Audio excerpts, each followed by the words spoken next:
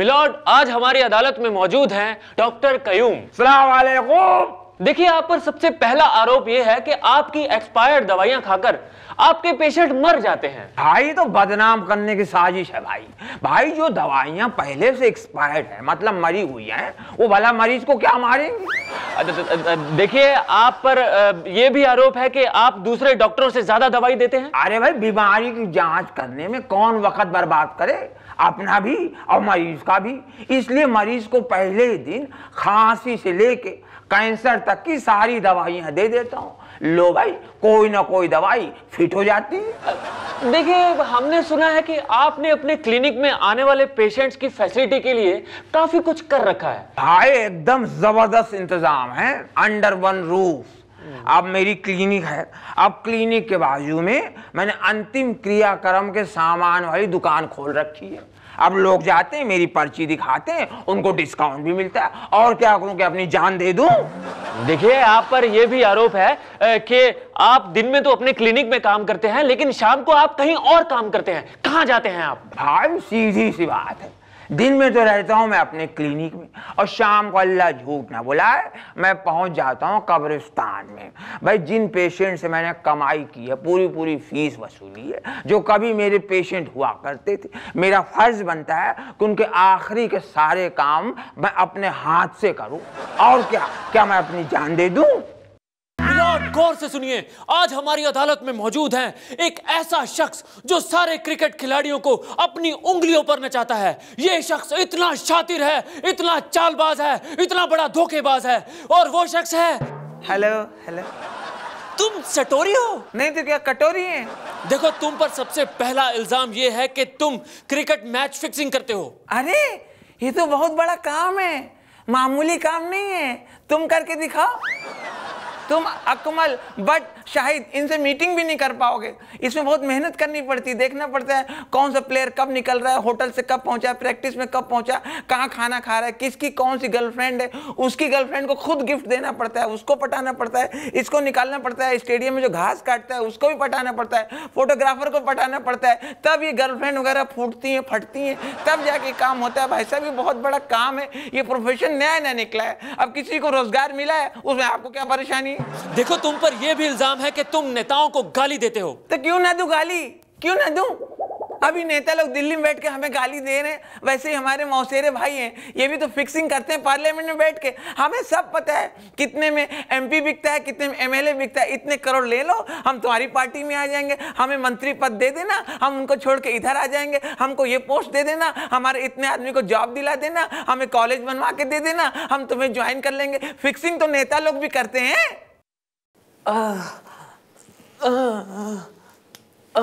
चलते रहो फटाफट। ओहो, आराम से इधर आओ, बैठो। हाँ, आराम से बैठो। बताओ, क्या बीमारी है? डॉक्टर तुम हो ना, तो तुम बताओ हमें क्या हुआ है, हम क्यों बताओ? ठीक है, पर्ची दिखाओ, किस इलाज की बनवाई है? क्या हुआ? अरे, ये तो आंखों की इलाज की पर्ची है, और ये ऑर्थोपेडिक डिपार्टमेंट है, यहाँ पे हड्डियों का इलाज होता है। अरे डॉक्टर साहब, आंखों के इलाज के लिए हम अस्पताल आए हैं, मगर इतनी लंबी लाइन वहाँ लगी पर्ची बनवाने के लिए। पैर कुचल गया, पैर में दर्द हो गया, देखो कहीं कटोरी उटोरी ना निकल गई हो। डॉक्टर साहब, आँख का तो क्या है, एक आंख में मोतियाबिंद है, एक से सब देख लेंगे।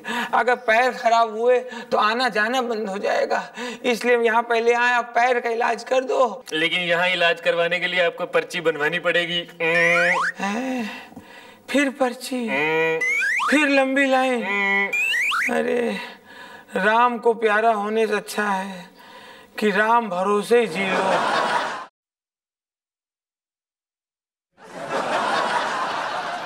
अरे कौन हो, बड़ा सज धज के बैठी हो, तुम्हार नाम का है सुंदरी? महंगाई। अच्छा सुनो, हमसे शादी करोगी? सोच लो, महंगा पड़ेगा। अरे अब कितना महंगा पड़ेगा, ऑलरेडी तो भुगत रहे हो, और महंगा हो जाएगा, भुगत लेंगे। तो अपना बताओ। जाओ, हम आम आदमी के मुंह नहीं लगती। अच्छा, गले तो आम लोगों के पड़ती हो, ये बड़े लोगों को तो तुमसे कोई फर्क भी नहीं पड़ता। अच्छा छोड़ो, तो उम्र क्या है? सिर्फ 80।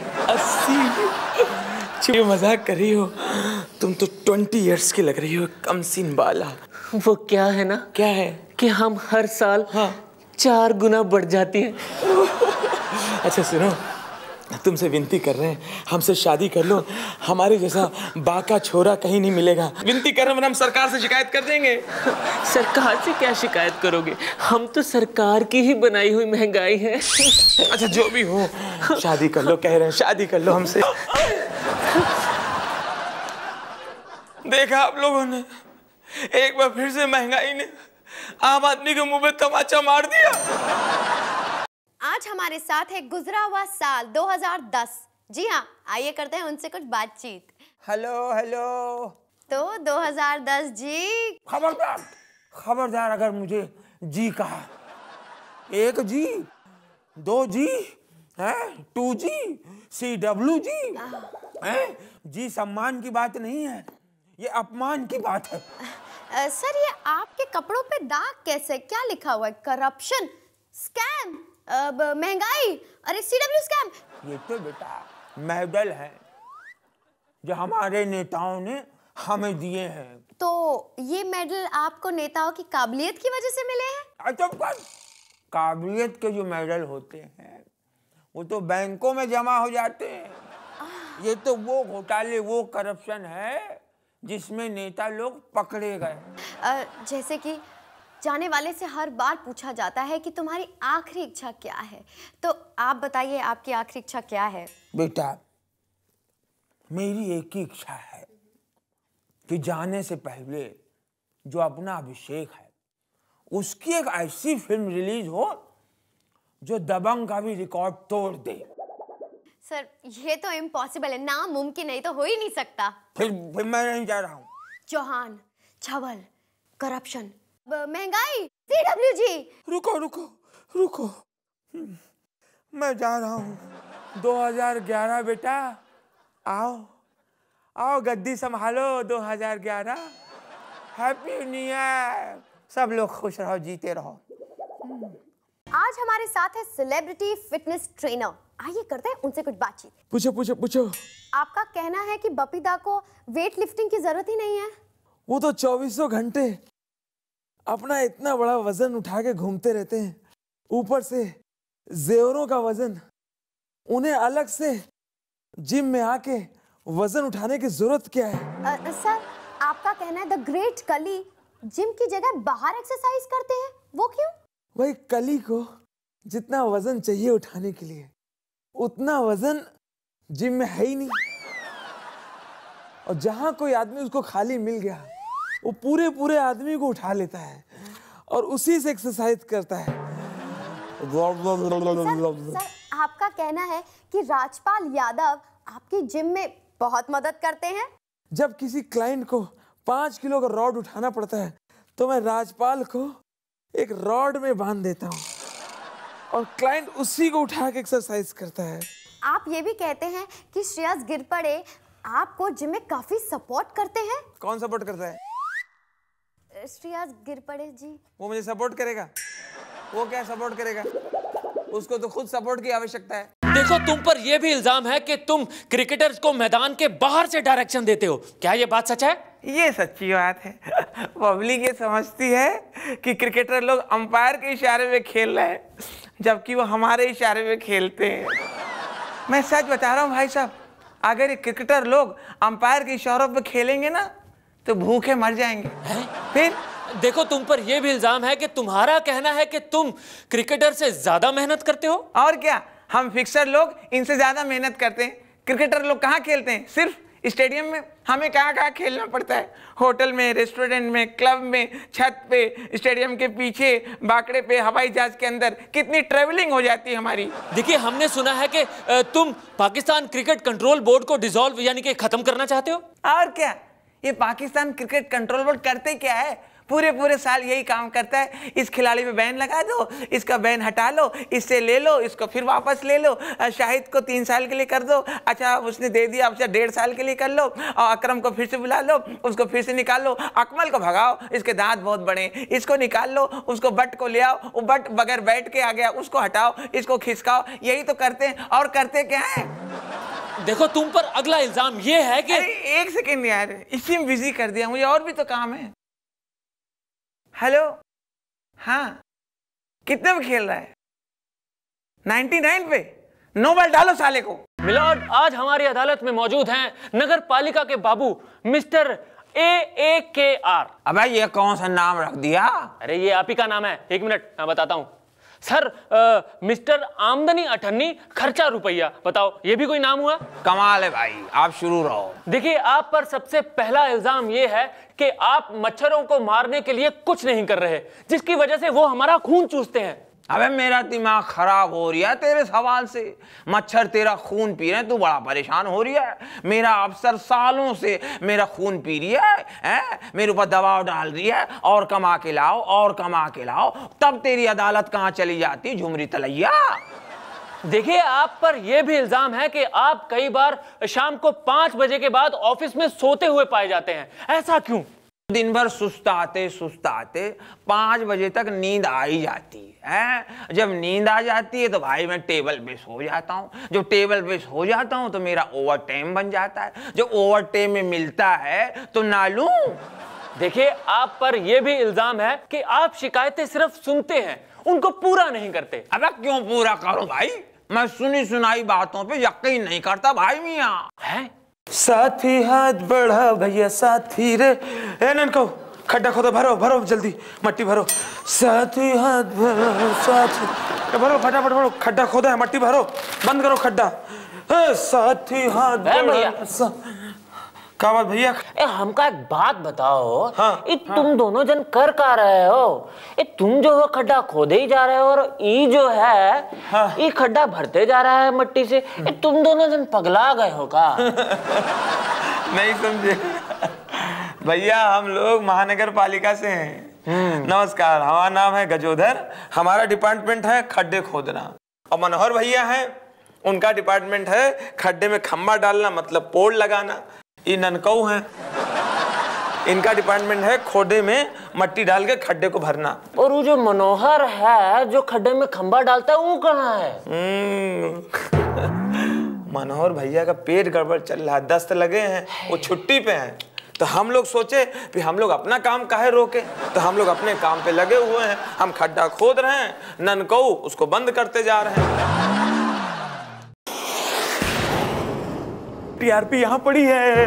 हेलो, इस समय आप कैसा महसूस कर रहे हैं? इसके लिए किस संगठन को जिम्मेदार मानते हैं? देखिए, मेरे सर में बहुत दर्द कर रहा है और इसके पीछे किसी संगठन का हाथ नहीं है, बस मेरा सर दर्द कर रहा है। अच्छा, ये जो सर दर्द कर रहा है, इसको एक बार और जरा लाउडर बोल दीजिए, हमें फंडू बाम की तरफ से विज्ञापन मिल जाएगा। अबे तुम्हारा सत्यानाश हो। क्यों? अबे मुझे बहुत प्यास लगी है, कोई मुझे पानी पिला दो भाई।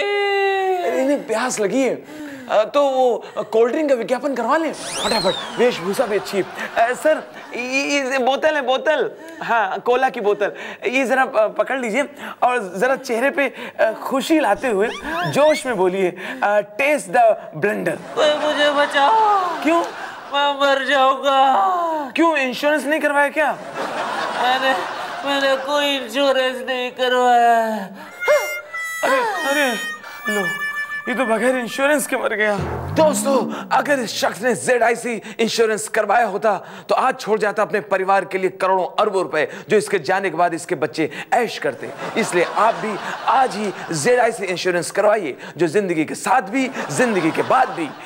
आज हमारे साथ एक कंजूस मक्खी चूस आदमी है, आइए करते हैं उनसे कुछ बातचीत। स्वागत है। अरेड़ा मड़ा मसाई, हमने सुना है कि आप बहुत कंजूस हैं। एक मजे का बात बोलता हूँ।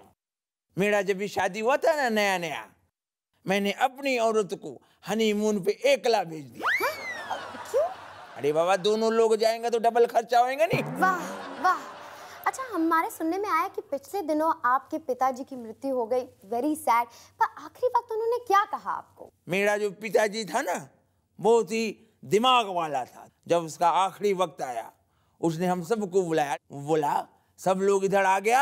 हम बोला हम सब लोग इधर आ गया, तो एकदम गुस्से से बोला, फिर दूसरे कमरे में लाइट और फैन काय को चालू है?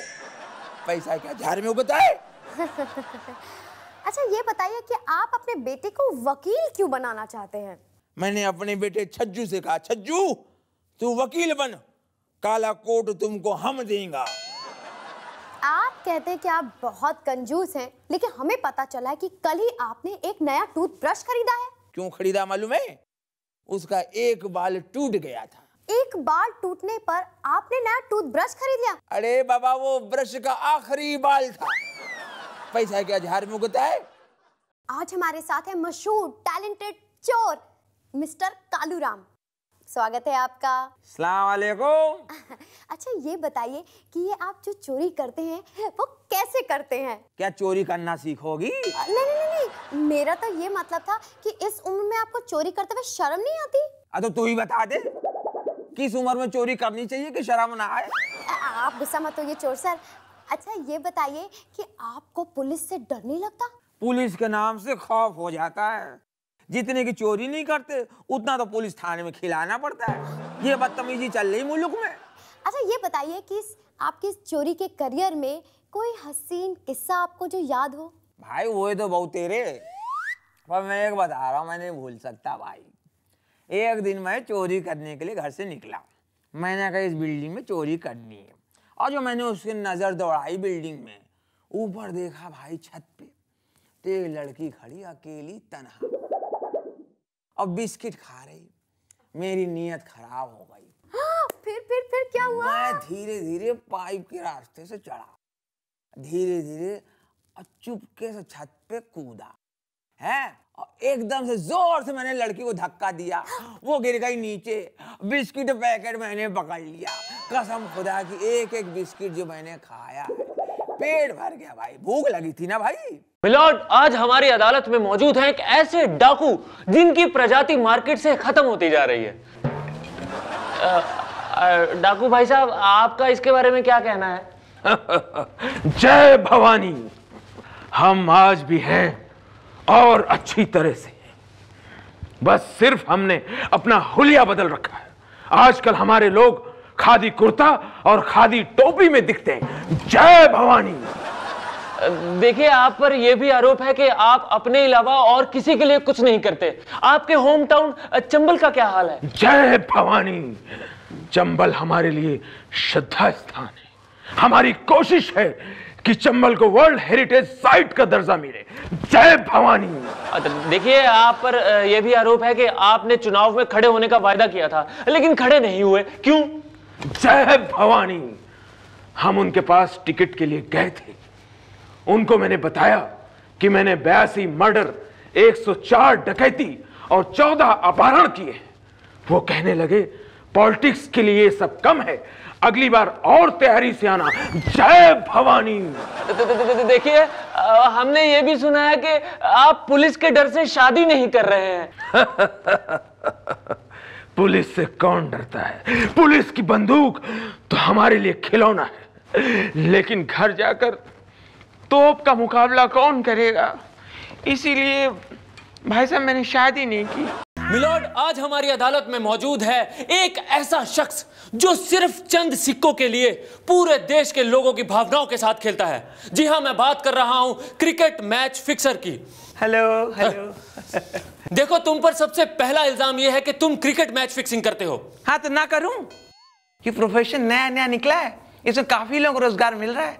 फिर मैंने देखा हर देश के लोग फिक्सिंग कर रहे हैं, हर खिलाड़ी फिक्सिंग में शामिल है, तो मैं भी शामिल हो गया। देखो, तुम्हें पता है कि तुम्हें इससे जेल हो सकती है, तुम अंदर जा सकते हो। तो मैं बाहर क्या उखाड़ रहा हूँ? देखो, फिक्सिंग वाले खेल में सिर्फ एक मोबाइल की जरूरत होती है। हमें अंदर कर दो, हम अंदर मोबाइल अरेंज कर देंगे। जब तक मोबाइल है कोई रोक नहीं सकता। देखो, तुम्हें पता है इंडियन क्रिकेट टीम श्रीलंका से नाक कटाकर वापस लौटी है। अरे बहुत बुरा हारी है, उसमें तो मेरा बहुत नुकसान हो गया। देखो, मैं यहाँ तुम्हारे पर्सनल फायदे नुकसान की बात नहीं कर रहा हूँ, मैं यहाँ पूरे देश के नुकसान की बात कर रहा हूँ। मुसाफिर हूँ यारो भाई साहब, ना घर है ना ठिकाना भौजी, हमें बस से जाना है, बस जल्दी आना। और तुझे नहीं पता? हाँ। पूरे शहर में धारा 144 लगी हुई है। अच्छा। और तू यहाँ बैठ के मजे ले रहा है? नहीं नहीं। बता, किस संगठन के साथ तेरे कनेक्शन है? नहीं साहब, हमारा कोई संगठन से कोई नाता नहीं, हमें खाली बम। बम? अच्छा, तो तू ही है वो आदमी जिसने बस के अंदर बम रखा था? नहीं नहीं साहब, और पूरा बात तो सुनो साहब, हमें बम्बई जाना है और बस का कनेक्शन हमें यहाँ से मिलता है। ओ, तो इसका मतलब तेरा अगला टारगेट मुंबई है। तू तो गया। साहब ऐसे कैसे गया गया बोल रहे हो? कोई कायदा है कि नहीं? कायदा? तो तेरा सीधा कनेक्शन अलकायदा के साथ है। अब तो तू पक्का गया। नहीं नहीं अब तो साहब आपसे एक बात पूछे साहब, हमसे क्या दुश्मनी है? आप बता दो हमसे क्या चाहिए आपको?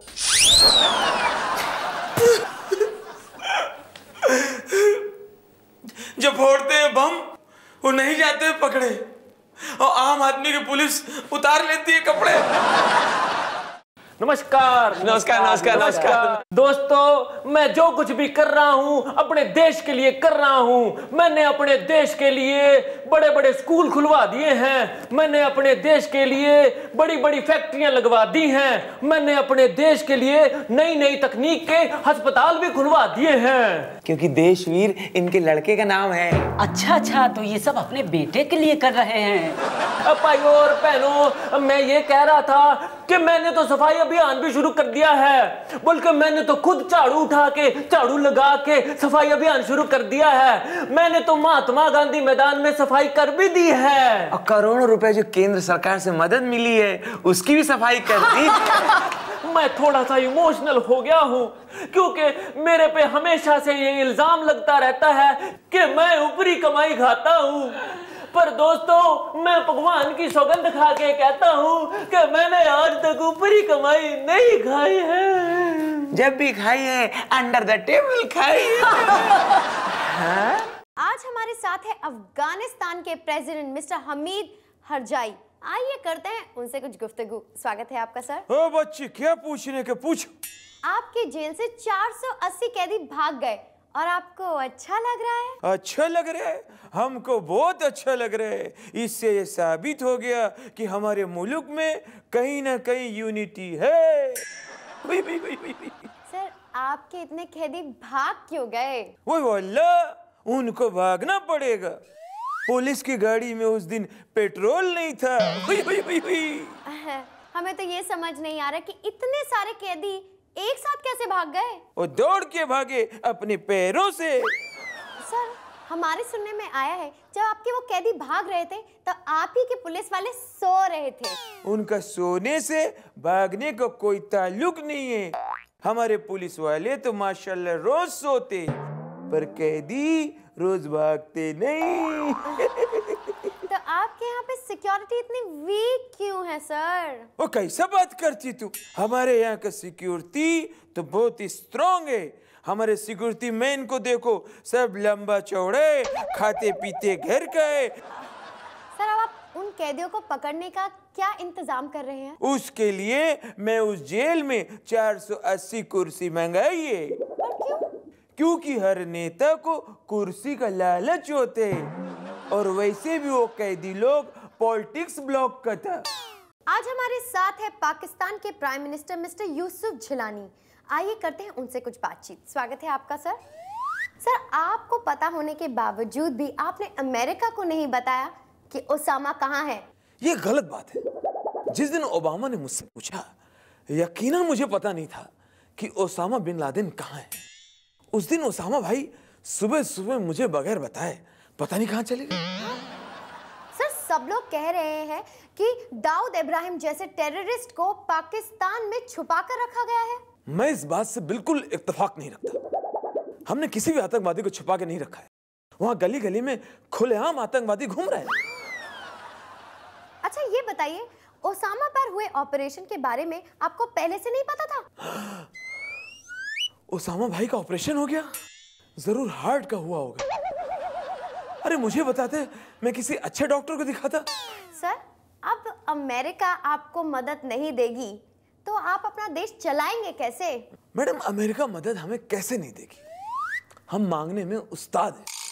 हम अमेरिका के सामने फिर एक कहानी रख देंगे कि हमारे यहाँ बाढ़ आई हुई है, हमारे यहाँ सूखा आया हुआ है, फिर वो मदद दे ही देगा भाई, हम मांगने में उस्ताद हैं।